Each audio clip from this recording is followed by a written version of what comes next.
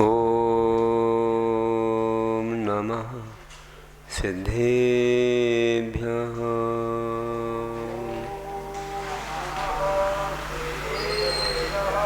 ॐ नमः सिद्धेभ्यः।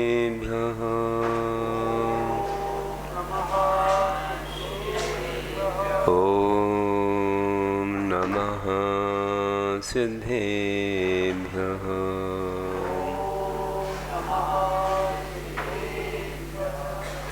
नमः श्रीवर्धमानाय निर्भूतकलिलात्मने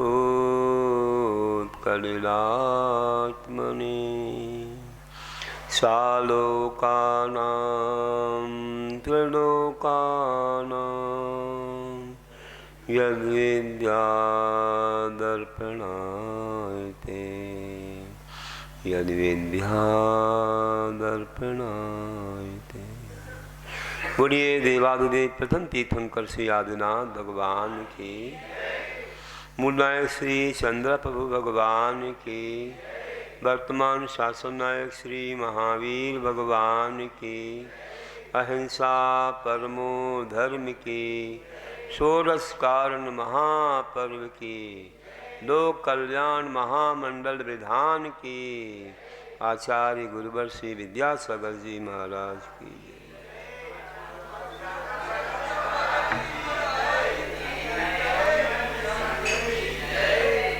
श्रद्धालु बंधु,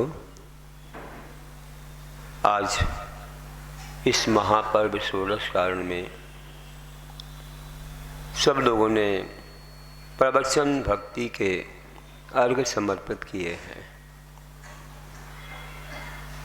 अर्हद आचार्य बहुश्रुत प्रवचन भक्ति, 4 भक्तियाँ 16 भावनाओं में आती हैं।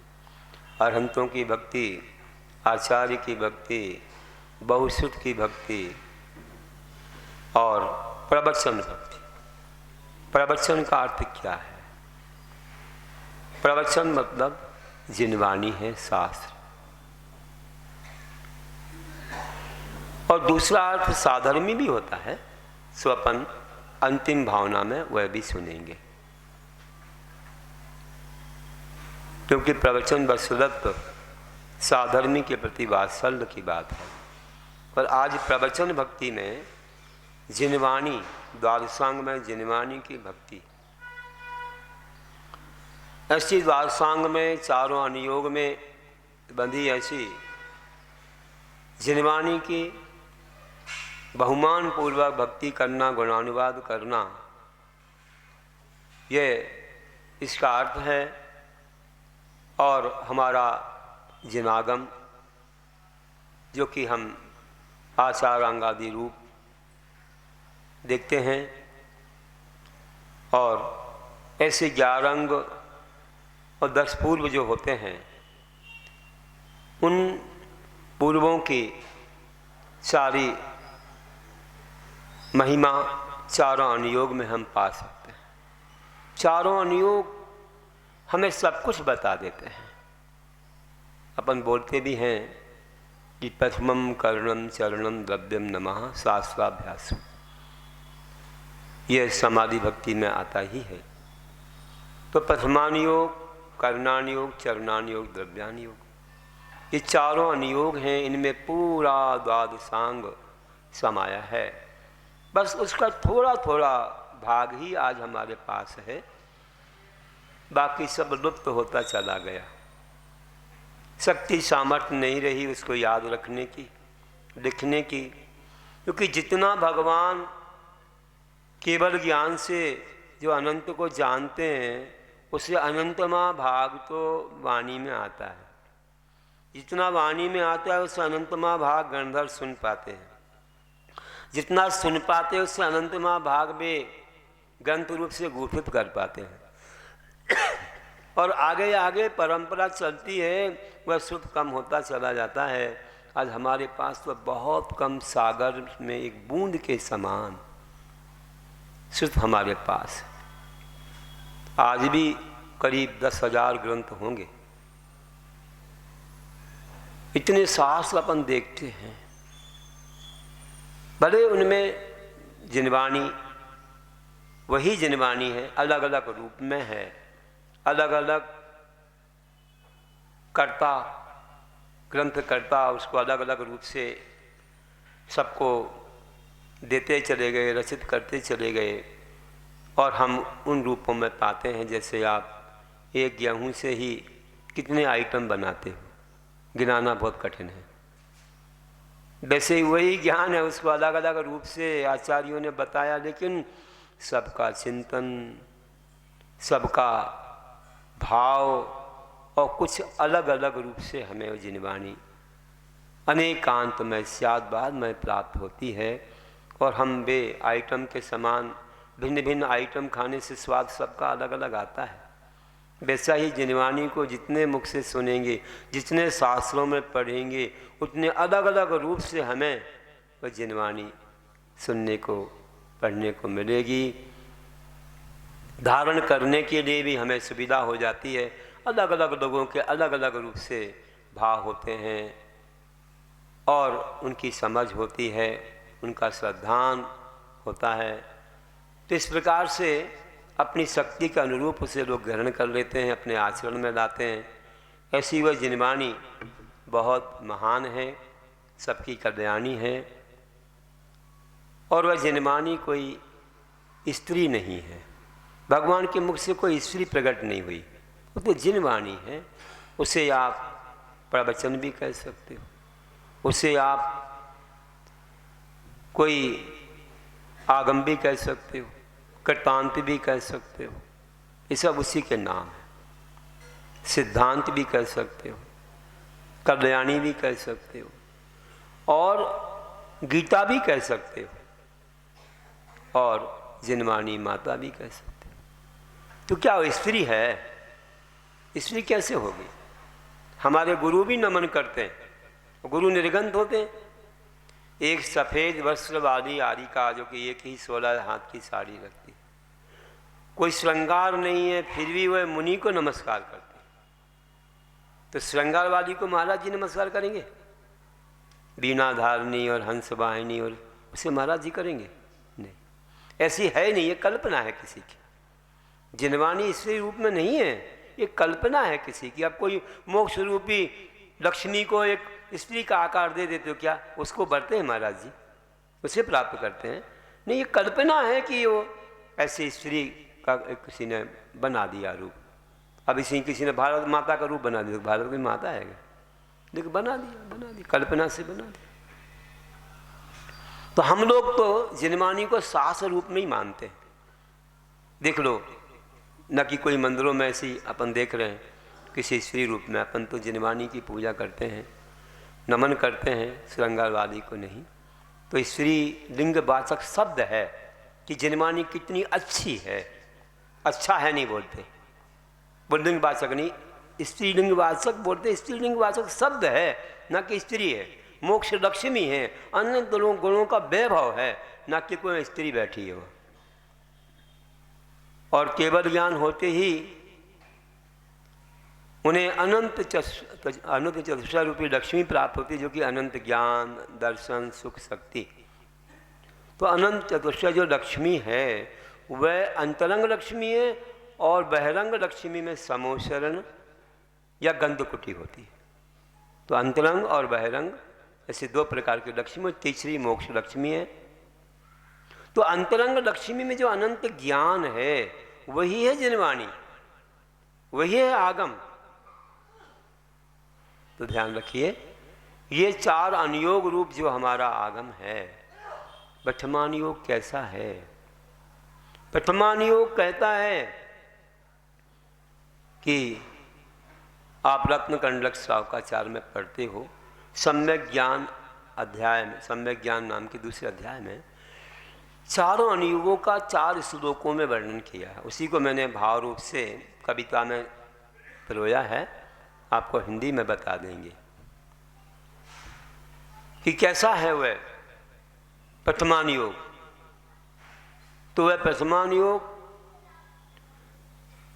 एक पुराण पुरुषों का वर्णन करता है। पुराण पुरुष 63 सदा का पुरुषों का वर्णन करे तो वो पुराण है, और एक व्यक्ति संबंधी जीवन की कथा का वर्णन करे वो चरित्र होता है।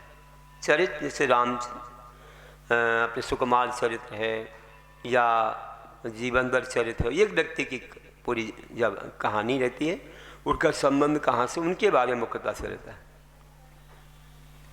तो शैरणिक चरित्र वगैरह रहता है। और पुराण में जैसे आप पढ़ते हो पद्म पुराण, उत्तर पुराण या हरिवंश पुराण आदि आदि हैं, आदि पुराण, तो ये सभी जो है ना, इनमें 63 सदा का पुरुषों का जितना भी वर्णन ठीक है, बहुत सारा आता है उसमें। तो ऐसा पुराण होता है। और ये पुराण और चरित्र का वर्णन जो करता है वह बोधि समाधि का निधान है। पठमान योग मर्ताख्यानम चरितम पुराणमपि पुण्यम बोधि समाधि निधानम बोधपि बोधा समीचीना, ऐसा है प्रथमान योग। तो इसके बारे में लिखा था कि महापुरुष या पुण्य पुरुष के धर्म गुणों को जोगाती, कर्म योग से पीड़ित जन को सुमार्ग दे समता लाती। मिले पठमान योग से बोधि समाधि यह भावन भाए, जिनवाणी माँ प्रवचन की हम करें भक्ति शुभ गुण गाएं। पठमान योग बोधि समाधि का खजाना है। बोधि मतलब रत्नत्रय की प्राप्ति, और समाधि मतलब निर्विकल्प समाधि, आत्मलीनता। दूसरे अर्थ में कहो तो समाधि सर्वलेखना भी कह सकते हैं। तो जीवन के अंत में होती समाधि, इसलिए हमेशा साधु तो निर्विकल्प समाधि में जा सकते हैं जब वे अपने शुद्धोपयोग में लीन होते हैं। और जो कर्णान योग है वह हमें क्या दिखलाता है? कर्णान योग मतलब करण, परिणाम एक अर्थ, दूसरा गणित। तो परिणामों की चर्चा जिसमें हो, जो कि हमारे परिणाम कैसे हैं, औद्वेक आदि भाव हैं, है ना, अथवा जो मिथ्यात्व शासन आदि गुणस्थान हैं, इनका वर्णन जिसमें आए वह कर्णान योग। अथवा तीन लोग का सब गणित, कितने राजू, ऊंचा है, चौड़ा है, लंबा है, कितने द्वीप समुद्र हैं, स्वर्ग हैं आदि, सभी का एक गणित जिसमें आता है। द्वीप समुद्र आदि के बारे में भी आता है, तो वह कर्णान योग है। लोकालोक विभक्ते युग परिवर्ते चतुर्गति नाम चा आदि। तो इस प्रकार से जो हमको पूरा लोक अलोक का विभाग और षटकाल परिवर्तन आदि का वर्णन जो करे वह है कर्णान योग। कौन से ग्रंथ आपके, जैसे तत्पार सूत्र है, सर्वार्थ सिद्धि है, कई वार्तिक लिखे गए हैं, और वैसे ही गोमठ सार वगैरह हैं, और भी बड़े बड़े सिद्धांत के शास्त्र हैं वे हैं, अथवा लब्धि सार, छपना सार वगैरह भी बोल सकते हैं। ये सभी कर्णान योग का वर्णन करने वाले हैं। स्वामी कार्तिक अनुप्रेक्षा में तो चारों अनुयोग आ जाते हैं, उसमें कथाएं भी हैं, सुप्रथमान योग भी है, और जैसे रत्नगढ़ स्वावकाचार्य में 25 कथाएं आती हैं, और वैसे वहाँ पर भी कई कथाएं, इसके साथ में वहाँ पर तत्ववादी का वर्णन भी है। कर्णान योग में तत्व वर्णन भी होता है, द्रव्य का वर्णन होता है, पदार्थों का वर्णन होता है, और वैसे पदार्थों का वर्णन, तत्वों का वर्णन द्रव्यान योग का विषय है, फिर भी कई जगह उनका वर्णन आ जाता है, क्योंकि वो भी परिणाम किसके होते हैं इसके रूप में आ सकता है, जीव और अजीव का वर्णन भी आया तो वहाँ सारे द्रव्य आ जाएंगे, फिर तो दोनों में ले लेते, कर्णान योग द्रव्यान योग दोनों में। तो ऐसा ये महान कर्णान योग है। तो तीन लोक में कहाँ कौन है जिसमें जाना जाता है, जीवों के उन भावों को भी जिसमें गाया जाता है। जान भव के करना नियोग को, शुभ भावों को मन दाएं। जिनवाणी माँ प्रवचन की, हम करें भक्ति शुभ गुण गाएं। अब इसके बाद आता है चरणान योग।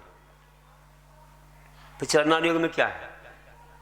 ग्रहमेध मना अनुगाराणाम आदि रूप से जो बताया है, तो गृहस्थ और मुनियों के चारित्र की बात जिसमें होती है, उनकी उत्पत्ति, उनकी वृद्धि, उनकी रक्षा आदि के बारे में जहाँ कहा जाता है, वह चरणान योग बहुत ही महान है।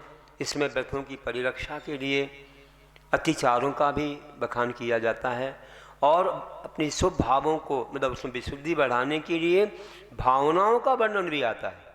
एक एक व्रत की रक्षा के लिए 5-5 भावनाएं भी आती हैं। ये सब चरणान योग का विषय है। इसलिए इसके ग्रंथ तो आप जानते हैं, रत्नगढ़ सावकाचार और स्वपार्श्व सर्वार सिद्धि आदि में वर्णन है, और भी बहुत सारे ग्रंथ 35 सावकाचार हैं।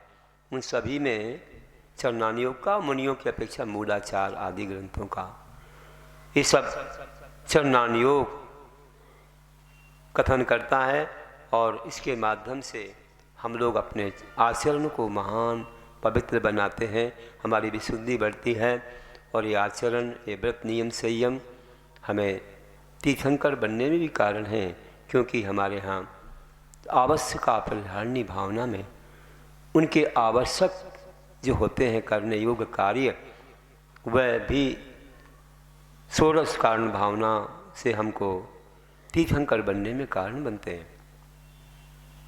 तो देखिए कैसे कैसे महान आत्माओं ने ये आचरण पाला है। प्रथमान योग में बहुत वर्णन मिलता है आचरण पालन करने वालों का। तो हम लोग प्रथमान योग में कई बार चरणान योग भी पा लेते हैं, कई बार उसमें ध्यान का वर्णन आता तो द्रव्यान योग भी आ जाता है। और कोई कोई पुराणों में तो, इस हरिवंश पुराण में शुरुआत में तो पूरे 3 लोक का वर्णन आ गया, पूरा कुलकरों का और सब तीर्थंकरों का वर्णन आ गया। हरिवंश पुराण में आप शुरू में देखेंगे, जो संस्कृत में है और नीचे हिंदी है, तो पूरा वर्णन कर दिया उन्होंने। लगा जैसे महापुराण इसी में हो गया। एक बार पढ़ के जरूर देखें आप लोग, बहुत आनंद आया। तो ऐसा ये वर्णन जो आता है, तो प्रथमान योग में भी चारों अनुयोग थोड़े थोड़े रूप में आ जाते हैं, एक दूसरे का संबंध है। तो मुनि श्रावक के शोभाचार की उन्नति रक्षा जिससे हो, संयम व्रत उस तपाचार की परिमलता भी जिससे हो। उस चरणान योग के सेवक निस्दिन ही हम बन जाएं, जिनवाणी माँ प्रवचन की हम करें भक्ति शुभ गुण गाएं। और द्रव्यान योग क्या है? भाई चरण तो आचरण हो गया, और द्रव्य सो आप जानते हो, षड द्रव्य होते हैं। जीवा जीव सत्य पुण्य पुण्य से बंध मोक्ष। तो ये ऐसे द्रव्यान योग के विषय बन जाते हैं। तो आप देखिए कि जीव, अजीव, पुद्गल, धर्म, अधर्म, आकाश और काल, और एक जीव मात्र है, बाकी सब अजीव द्रव्य हैं। जैसे आश्रव, जीव में अजीव आता है कर्म तो आश्रव हो गया, जीव में अजीव बंध जाता है तो बंद हो गया, जीव में अजीव आने से रोकना तो संबर हो गया, जीव में अजीव बैठा उसको थोड़ा थोड़ा निकालना तो निजला है, और जीव से अजीव निकल गया पूरा तो मोक्ष है। और जो जीव में अजीव आया है वो शुभ भावों से आया तो पुण्य है, और अशुभ भाव से आया तो पाप है। तो सब ऐसे करके 9 पदार्थ हो जाते हैं। षड्द्रव्य भी जो भी हैं, पुद्गल, धर्म, अधर्म, आकाश और काल, ये अजीव ही हैं। इस प्रकार से जानिए, इन सब का वर्णन जिसमें होता है वो द्रव्यान योग कहलाता है। बहुत महान है। हम जीव के अंदर जो अजीव आता है उसमें बंध आदि होता है, तो बंध उदय सत्व का वर्णन भी हम द्रव्यान योग में ले सकते हैं। और जीव का कथन भी अनेक प्रकार से होता है, निश्चय व्यवहार आदि से, नयों से होता है, तो हम सातों नए और अध्यात्म नए भी इसमें हम ले सकते हैं द्रव्यानुयोग। ऐसा ही किया है हमने। जो आगम अनुयोग का दूसरा भाग है उसमें हमने चरणानुयोग में पूरा आचार और द्रव्यानुयोग में पूरा बंध उदय सत्य आदि का वर्णन भी संक्षेप में किया और नयों का वर्णन भी आ गया उसमें। अभी दूसरा भाग लोगों को नहीं मिला, पहला भाग मिला है। प्रश्नोत्तरी कर रहे हैं लोग, तैयार। अच्छा है, करेंगे। सम्यक ज्ञान भूषण की एक पदवी पाएंगे, है ना। फिर सिद्धांत भूषण पर पहुंचना हो तो आपको दूसरा भाग पढ़ना पड़ेगा। दूसरा भाग भी उपलब्ध है, पहला भाग कर रहे हैं लोग, अभी प्रश्नोत्तरी भर रहे हैं।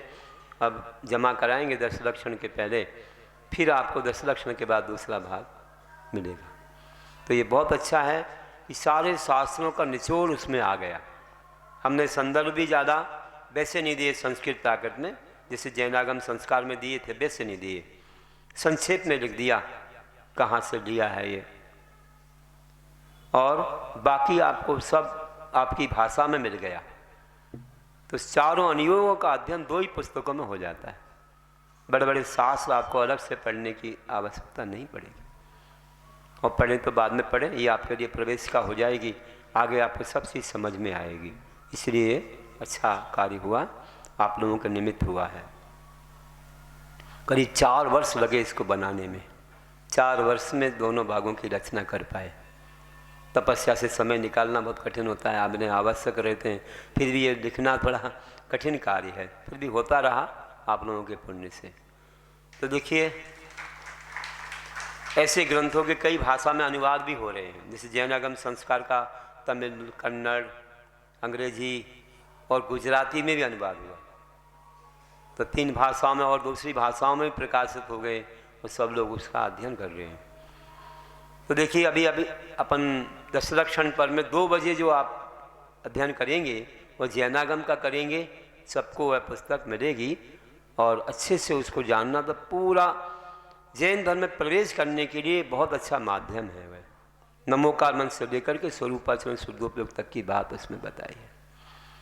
चलिए, तो कह रहा हूँ कि ऐसा महान है द्रव्यानुयोग कि सप्त तत्व और पुण्य पाप की जिसमें चर्चा होती है, भवबंधन से जहाँ मोक्ष की पाने अर्चा होती है। वह द्रव्यानुयोग परमागम पढ़ते प्रतिदिन हम जाएं, जिनवाणी माँ प्रवचन की हम करें भक्ति शुभ गुण गाएं। तो जितने भी ये सठखंडागम, कसाय पाहुल हैं, और समय सार आदि, प्रवचन सार, पंचास्तिकाय और बारसानुवेग का अष्टपाहुर आदि ग्रंथ हैं, इन सब में ऐसा वर्णन है। ये द्रव्यानुयोग के ग्रंथ कहे जा सकते हैं।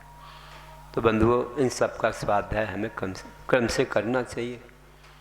आप लोग इस क्रम को अगर ध्यान नहीं रखेंगे तो अक्रम में कई बार लोग भटक जाते हैं, एकांत में भटक जाते हैं।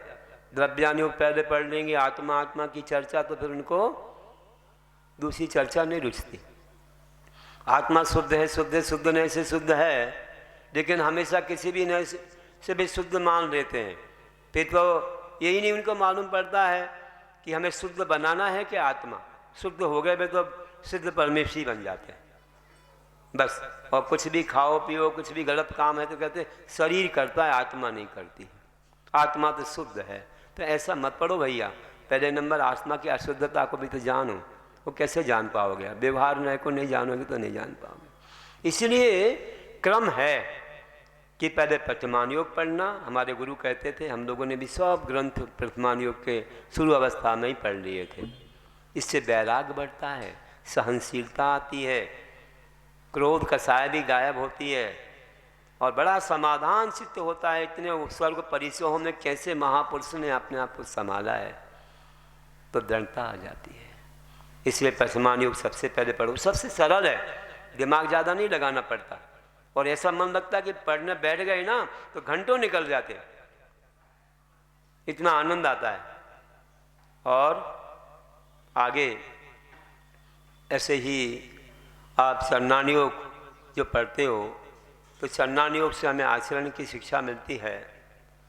क्रम क्रम से पढ़ना चाहिए, फिर आचरण अपना अच्छा होगा, आचरण जो है वह ऐसा शुद्ध होगा तो हम आगे बढ़ के अपने कर्मों की निर्जरा कर पाएंगे। हमारी विशुद्धि बढ़ेगी तो असंख्यात गुणी कर्मों की निर्जरा होगी।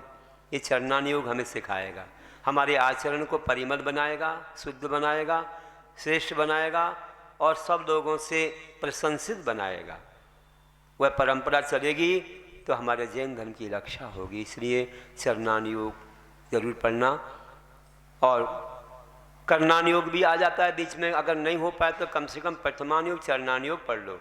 करणान योग थोड़ा बहुत उसमें आपको मिल ही जाएगा। परिणामों की बात है, थोड़ा कठिन पढ़े तो कोई समझा दे तो और अच्छा है। और द्रव्यान योग तो क्या कहना, गुरुओं से सुनने को मिलता है, गदगद भाव हो जाते हैं कि आत्मा का स्वरूप क्या है, कितनी महिमा है उसकी। तो ये सब चीज़ें सुनने को मिलती हैं। तो पहले नंबर आप भोजन में क्या करते हो? भोजन जब परोसा जाता है तो पहले नंबर तो दाल, सब्जी, रोटी की पूड़ी, पराठा, हाँ हो सकता है। क्या खाते हो सबसे पहले? तो दाल, रोटी, सब्जी या पूड़ी पराठा खाते हो। फिर क्या करते हो? थोड़ी देर के बाद थोड़ा आप खटाई पर हाथ लगाते हो, है ना, नमक मिर्च भी रहती है, उसका स्वाद लेके भी थोड़ा खाते हो। फिर और भूख कम हो जाती है, थोड़ा सेव बूंदी पर हाथ लगाते हो। तो और थोड़ी भूख कम हो जाए तो बर्फी अरफी पर हाथ लगाते हो। और फिर आखिरी में रसगुल्ला और मिठाई खाते हो। फिर कुछ नहीं खाया जाता है, आखिरी में खाते हो। फिर थोड़ा चावल खा के बड़े पानी पियो, क्योंकि नहीं तो सर्दी ना हो जाए मीठे पर पानी पीने से। तो ऐसा करते हो कि भैया शुरू में रसगुल्ला खाते हो, बता दो मुझे। रसगुल्ला खाओगे तो थाली से रसगुल्ला उठाया, दूसरा ला करके एक और परोस दिया, फिर एक और परोस दिया, तो क्या होगा? पेट भर गया। फिर क्या रुचेगा आपको? कुछ नहीं रुचेगा। तो ध्यान रखो, पहले रसगुल्ला नहीं खाना है, पहले नंबर तो दाल सब्जी आदि के साथ आपको रोटी या कोई भी चीज़ खाना है। पर घर में जाओ तो रोटी कौन परोसेगा? पूरी परोसेंगे, क्या परोसेंगे, देख लो। लेकिन पहले रसगुल्ला खाओ तो भूख बिगड़ जाएगी।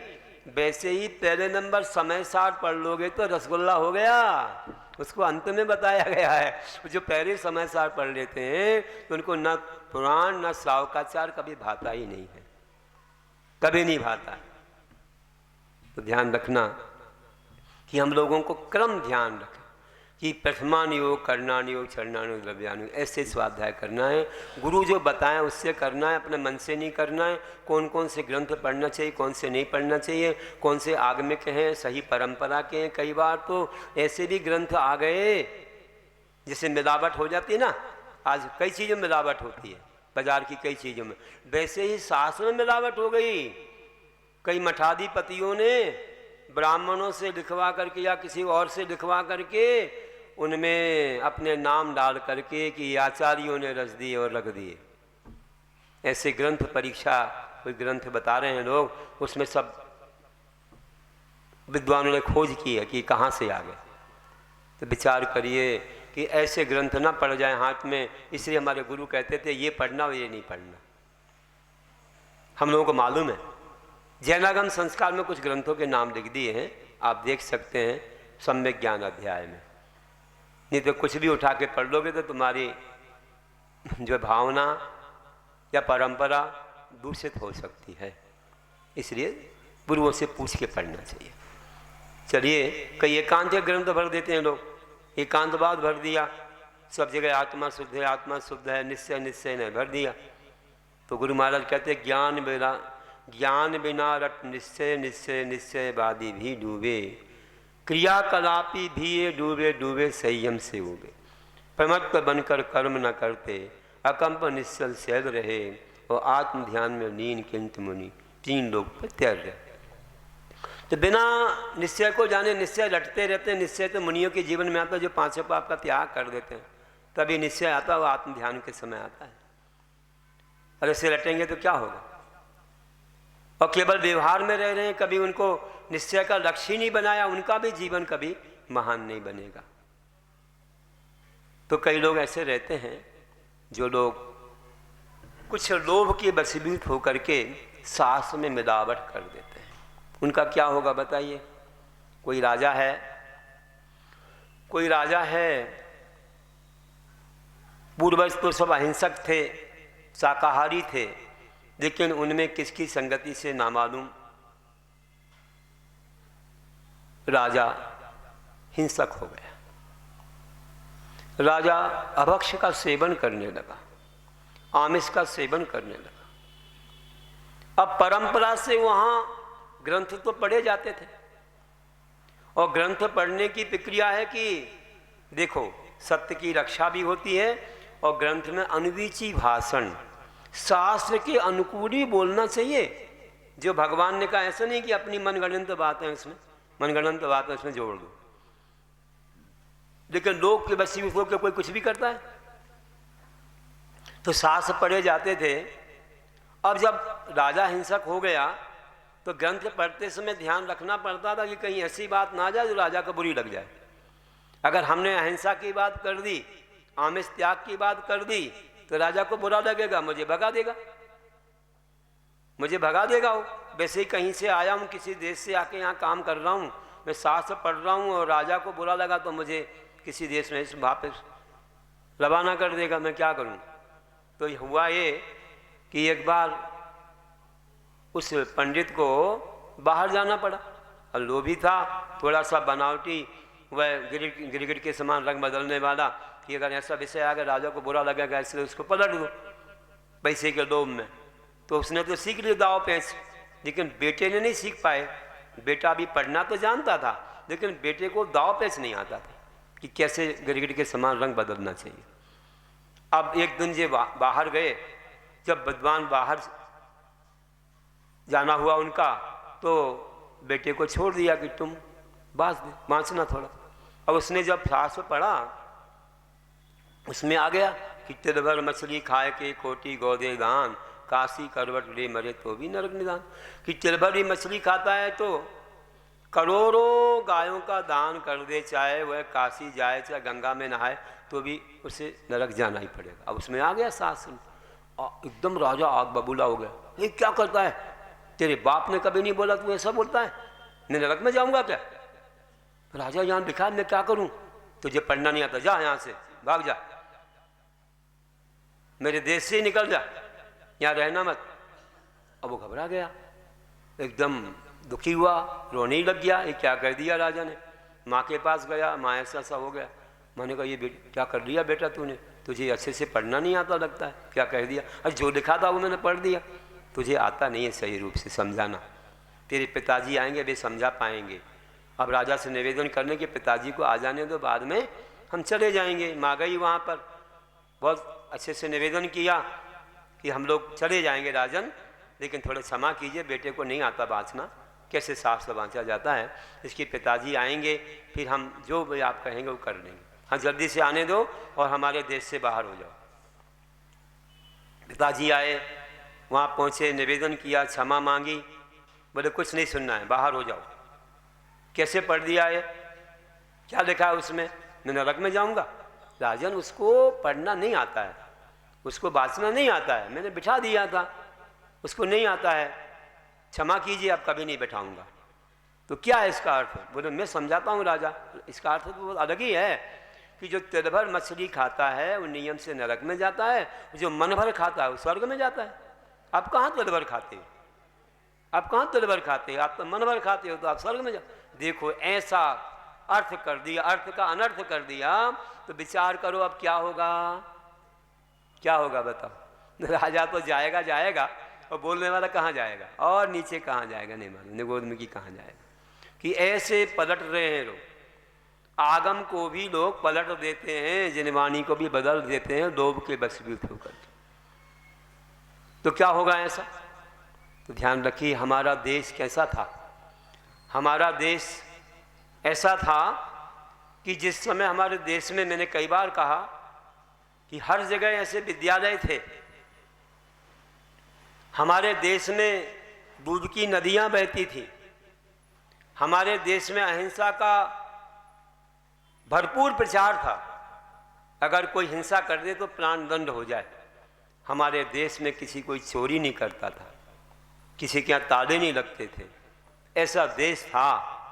जगह जगह भोजनालय खुले थे, विद्यालय बहुत सारे थे, और ऐसी संस्कृति थी पूछो मत। अपने माता पिता की सेवा करते थे जो उनके बच्चे हैं, और किस प्रकार से दीन दुखियों की रक्षा करते थे। खूब पूजा अर्चा और खूब अच्छे ढंग से धर्म का पालन करते थे। ऐसा हमारा देश था।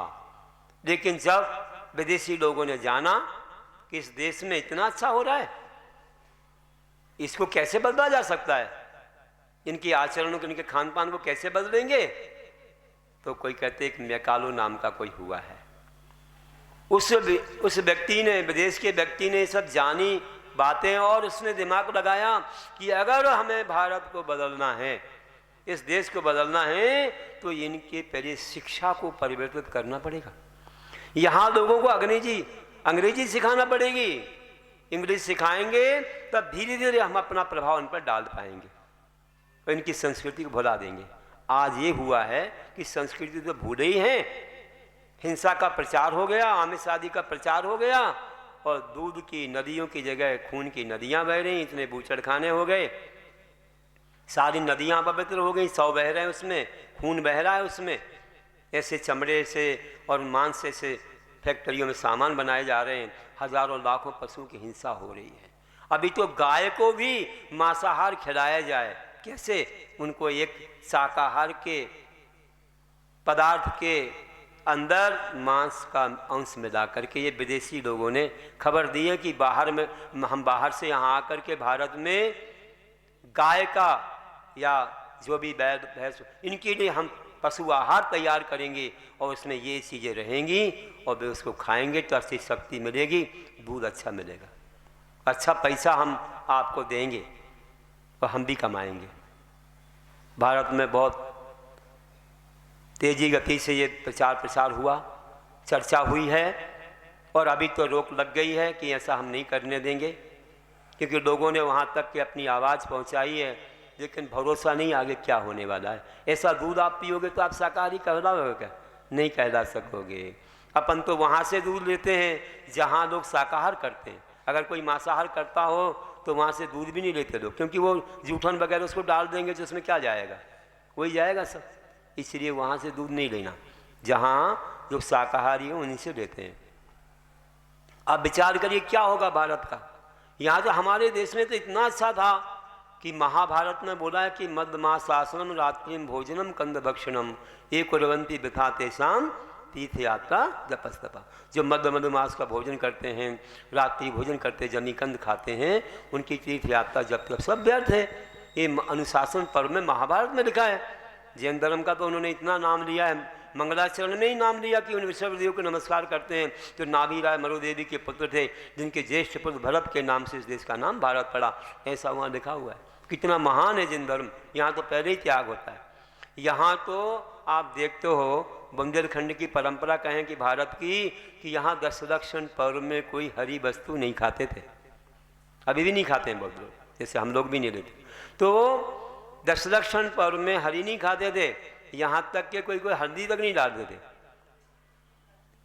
सब्जी वालों की दुकानें बंद हो जाती थी, इतना प्रभाव था। लेकिन कई देश के लोग आ जाते हैं और अपनी अपनी परंपरा, अपना अपना चिंतन, तो ऐसे सब बदलता जाता है।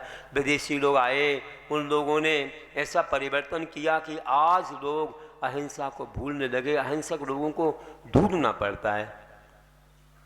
भाई जैन कहो तो वहाँ तो अहिंसा आ गई, जैन फूड तो पूरे वर्ल्ड में प्रसिद्ध है कि वह शाकाहार, लेकिन आज और जगह ढूंढना पड़ता है। और कोई कोई जैनों का ही भरोसा नहीं कि वे बाहर रह के क्या कर रहे हैं, किसमें मिलावट हो रही है और क्या खा रहे हैं। आज के फास्ट फूड जैसे कई चीज़ों में बाल, पंख, सींग, नाखून, चर्बी, अंडे की जर्दी वगैरह डाल रहे हैं।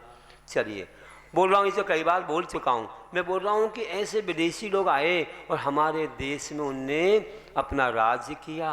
और कैसे राज्य किया आपको बताऊँ कि कई घरों में बहुएँ आती हैं, कई बहुएँ ऐसी रहती हैं जो अपने घर को लक्ष्मी बन जाती हैं। स्वर्ग बना देती हैं। ऐसे उनके व्यवहार, ऐसा आचरण, ऐसा संस्कार रहता है कि पाठशाला में पढ़ी, अच्छे विद्यालय में पढ़ी, आकर के घर में ऐसे माहौल को तैयार करती हैं। वहाँ गुरु के चरण भी पढ़ते हैं और वहाँ पर स्वाध्याय भी होता है। वहाँ के बच्चे पाठशाला जाते हैं, घर में अच्छे भजन होते हैं, गीत होते हैं, खूब अच्छा वातावरण रहता है। शुद्ध आहार, मर्यादाएं सब जानते हैं। और कोई और छोटी मोटी बातों पर ध्यान नहीं देते हैं। छोटी मोटी बातों से झगड़ा नहीं होने देते कि चम्मच यहाँ की वहाँ चली गई तो झगड़ा हो जाए। इनके बच्चे को खिला दिया, उनको क्या, बच्चा तो घर में रह रहे हो तो देवरानी जेठानी में क्या, हमारा ही तो है, सब है, सबका ही सब है। अनदेखा अनसुना करके एक अच्छे भावों से रहते, उसको स्वर्ग बनाते, लड़ाई झगड़ा होने नहीं देते और मौन रह के क्षमा करके, और घर में कोई भी ईर्ष्या, कोई भी बैर, कुछ भी नहीं होने देते, स्वर्ग बना देती हैं कई महिलाएं। और कई बहुएं ऐसी आती, कई ऐसी आती कन्या जो बहू बन के कि घर में वे भेद डाल करके क्या करते हैं, अपना राज्य बना लेती हैं, घर में ही भेद डाल देते।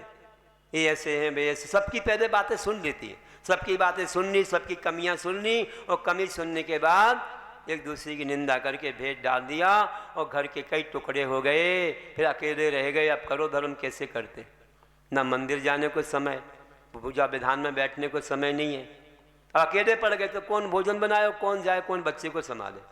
जब 5-10 लोग थे साथ में तो सब संभालते थे, ना यात्रा को समय, ना गुरु दर्शन को समय, क्या हो गया सब। और भेद डाल करके लड़ाई झगड़े, बैर हो गए और एक दूसरे से बोलना तक बंद हो जाता है।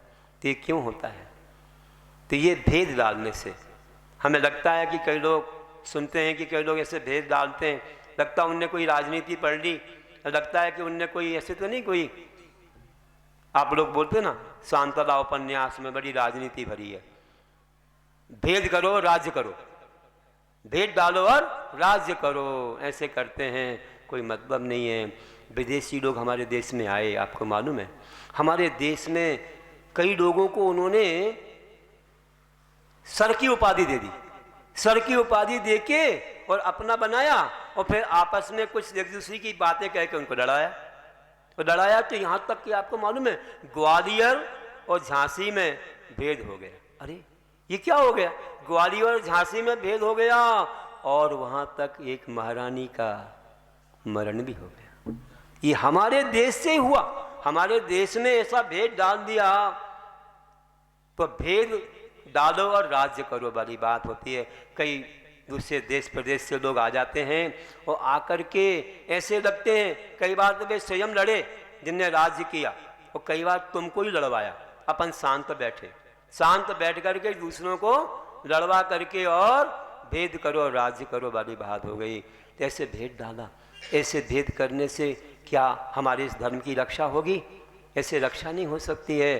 तो हमें ऐसे महान शास्त्र की रक्षा करने के लिए क्या करना पड़ेगा, ध्यान रखिए। कई लोग तो भले मौन रहते हैं, कुछ कहते नहीं हैं, और कुटिया में गुड़ फोड़ते हैं, क्या बोलते हैं, कुटिया में गुड़ फोड़ते रहते हैं, दरवाज़ा बंद करके और भेद डालते रहते हैं, एक दूसरे की निंदा करते रहते हैं। यहाँ तक खिड़कियाँ बंद करते, खिड़कियाँ ही बंद नहीं, खिड़कियों में पर्दा लगा करके अपनी फूट डालते हैं और लोगों की कमियाँ और निंदा करते हैं, और उन्हीं लोगों में भेद डाल देते हैं।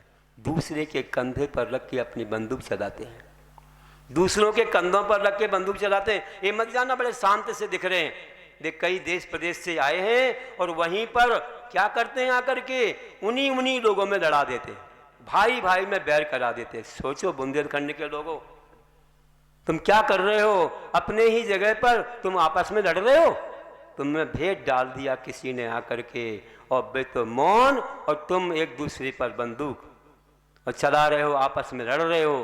तुमको लड़ाने वाले कौन हैं? देखो बलि बृहस्पति प्रहलाद नमुची 4 मंत्री दूसरे देश से आए और आकर के उनने ऐसी राजनीति अपनी कला से राज्य पा लिया। राज्य पाकर के उन्होंने क्या किया, आपस में लड़ा दिया, लोगों को लड़ा दिया और मुनियों पर उत्सर्ग करा दिया, स्वयं राजा बन के बैठ गए। अपनी कला से राजा बन के बैठ गए और वहाँ पर ऐसे लड़ाई करवाई और मुनियों पर उपसर करा दिया। मुनियों पर उपसर हुआ और मुनि जब ऐसे बाधित हो रहे थे, उनके धर्म ध्यान में बाधा आ रही थी। ये उन मंत्रियों की राजनीति थी, उनकी चालबाजी थी कि दूसरे देश से आकर के यहाँ लड़ाया भिड़ाया, मुनियों पर उपसर करा दिया। स्वयं राजा बन के बैठ गए, स्वयं तो मौन बैठ गए और दूसरे के कंधे पर रख कर के अपनी बंदूक चला रहे थे। देखो उस कौन आत्मा, वेदों का पाठी विष्णु ने काम कर दिया। एक अकेला विष्णु वेदों का पाठ करने वाला, उसने सारे मंत्रियों को, उनके भेद को जान लिया और उनकी राजनीति को जान लिया कि दूसरे देश से आकर के ये मौन बैठे और हमारे देश में झगड़ा करा रहे हैं, किसी के कंधे पर रख के अपनी बंदूक चला रहे हैं। देखता हूं इनको। अकेला विष्णु जिसने कि वेदों का पाठ करने वाला अकेले ने मिलकर के उन मंत्रियों को क्या किया, वहां से खदेड़ दिया, ऐसा बांधा और मुनियों की रक्षा की और खदेड़ दिया। जान गया राजनीति को कि ये यहां आकर के राजनीति कर रहे हैं, ये मौन बैठे लग रहे जरूर, ये हम ही लोगों को लड़वा रहे हैं। तो ऐसे लड़वाने वाले कई लोग आ जाते हैं और बेहद शांत बैठते हैं और सब लड़ते रहते हैं। उनकी राजनीति को लोग नहीं समझ पाते। थोड़ा बुंदेलखंड के लोग जानो तो मैं से झगड़े बगड़े में मत पड़ो, ये तो क्या होगा नहीं मालूम। तो विचार करो, जब विदेशी आए थे उनने इस प्रकार की राजनीति की और ऐसे ग्वालियर और झांसी में भी भेद डाल दिया, ऐसे यहाँ मारकाट हुई। और एक ऐसे व्यक्ति ने, जैसे वहाँ विष्णु ने सबको भगाया, ऐसे यहाँ एक व्यक्ति ने क्या किया, एक व्यक्ति ने उनको खदेड़ के भगा दिया। इंडिया इंडिया कहने वालों को भारत कह करके ये आदिनाथ भगवान का दिया नाम, भरत के नाम से भारत पड़ा है, उनको याद करो। वही परंपरा महावीर तक आई, उस अहिंसा को जिसने अपनाया, बिना अस्त्र शस्त्र के महात्मा कहलाने वाले व्यक्ति ने उन्हें खदेड़ के भगा दिया। जाओ जाओ जाओ जाओ इंडिया, जाओ जाओ जाओ, ये तो भारत है, इंडिया नहीं भारत है, भारत कहो इंडिया नहीं, भारत कहो इंडिया नहीं, और भगा दिया, पलायन कर दिया, हम स्वतंत्र हो गए। तो जो लोग ऐसे भेद डालते हैं उनको ऐसे खदेड़ के भगा दिया जाता है। जब उनकी राजनीति को लोग जान लेते हैं कि आपस में यही लड़वा रहे हैं, मौन बैठे हैं, लेकिन ये दूसरे के कंधे पर रख के अपनी बंदूक चला रहे हैं। उनके भेद को जान जाओ और एक हो जाओ और एक जगह होकर के एक हो जाओ, भाई भाई एक साथ रहो, दूसरे के कहने में मत आओ, नहीं तो हमारे जीवन का क्या होगा। इसलिए ध्यान रखो कि देखो, तिल भर मछली खाने से, बताइए आप, नरक और मन भर खाने से स्वर्ग। किसी ने कहा ही है कि बड़े धर्मज्ञ बन जाते हैं, ऊपर से बड़े शांत दिखते हैं, भोले बाबा दिखते हैं, और अंतरंग में राजनीति करके स्वयं तो ख्यातिदा पूजा के लिए और बहुत बड़ी सेना तैयार कर लेते हैं, और सेना तैयार करके और आपस में लड़वा करके अपनी शक्ति दिखा करके दूसरे को जो है क्या करते, दुख देते हैं। ये नहीं जानते कि हम दूसरे देश से आए, हम शरणार्थी हैं, हमको शरण मिली है, शरण में आकर के तुम वहीं पर भेद डाल रहे हो। एक बहू जैसे घर को नरक बना देती है और एक बहू स्वर्ग बनाती है। तो बंधु, ये सब राजनीतियाँ हैं, कौन सी उपन्यास पढ़ ली, ना जाने क्या कर लिया है। इसलिए ऊंचे आसन बैठ के करे धर्म का हल्ला और औरों को माया बुरी बतावे, स्वयं बिछावे पल्ला, स्वयं बिछावे पल्ला। बड़ी शांति का उपदेश देते हो, स्वयं क्या करते हो, राजनीति करके लड़वाते हो। अरे रोको, राजनीति मत करो, रोको हिंसाओं को, रोको बाधाओं को, और सिखाओ उन्हें श्रद्धान, सिखाओ गुहन, सिखाओ भाईचारा, और उनके लिए क्षमा सिखाओ, अहिंसा सिखाओ। नहीं तो ये प्रवचन भक्ति कहाँ से हो जाएगी। ये शास्त्र की भक्ति तभी होगी जब शास्त्र को अपने जीवन में हम उतारेंगे, उसके बिना नहीं होने वाली है। तो प्रवचन भक्ति करें शास्त्र का, मंगल बंधन शुभ होता। पुण्य बढ़े फिर सदा आत्म में, ज्ञान क्षयोपशम है होता। आज पठित वह ज्ञान भले ही विस्मित भी हो गर मानो। क्या बोला कि पढ़ा हुआ ज्ञान अगर भूल भी जाएं तो आचार्य कुंद कुंद ने कहा है कि वह अपने अंदर ऐसा जम जाता है, बड़े याद नहीं आए। कई बार अपन लोगों को भूली हुई बात याद आ जाती है, आती कि नहीं आती? सुकुमार स्वामी का जीवन देखो, कितने बहुत पहले की बात उस यादनी को याद आई नहीं आई, बहुत पहले की। तो ये बातें आज जरूर भूल जाओगे आप, लेकिन कभी आपको याद आके केवल ज्ञान का कारण बन जाएगी। कुंद कुंद देव ने कहा आज का पढ़ा हुआ ज्ञान अगर विस्मृति हो जाए तो अगले जीवन में याद आके केवल ज्ञान का कारण बन जाएगा। इसलिए ये मत सोचो कि हम भूल जाते हैं। आप तो पढ़ लो, बस कुछ नहीं है, भले भूल जाओ लेकिन पढ़ो जरूर, आपका उपयोग शुद्ध होगा, कर्मों की निर्जला होगी। तो आज पठित वह ज्ञान भले ही विस्मृत भी हो गर मानो, अगले भव में स्मृत हो, अगले भव में स्मृत हो भवि केवल ज्ञानी हो जानो, अगले भव में स्मृत हो भवि केवल ज्ञानी हो जानो। बोलिए महावीर भगवान की जय। जावानी के ज्ञान पे सूझे लोकालोक, सोवानी मस्तक नमो सदा देत हूँ लोक। हे जिनवाणी भारती तो ही जपो बिन रैन, जो तेरी शरण आ गए सो पावे सुख चैन। देव बधु अरिहंत को गुरु सेवा निर्ग्रंथ, दया धर्म पालो सदा यही मोक्ष का।